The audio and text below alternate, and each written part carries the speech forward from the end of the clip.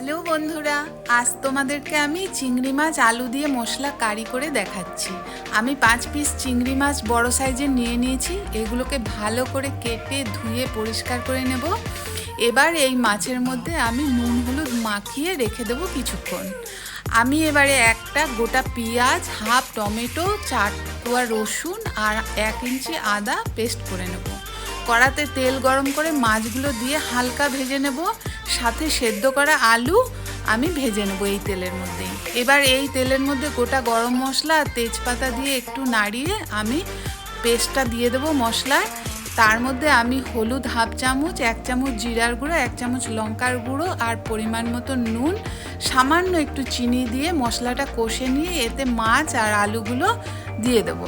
দিয়ে আবার একটু কষে নিয়ে 2 মিনিটের মতন তারপরে আমি জল দিয়ে দেবো অল্প পরিমাণে। 10 মিনিটের জন্য ঢাকা দিয়ে রেখে দেবো।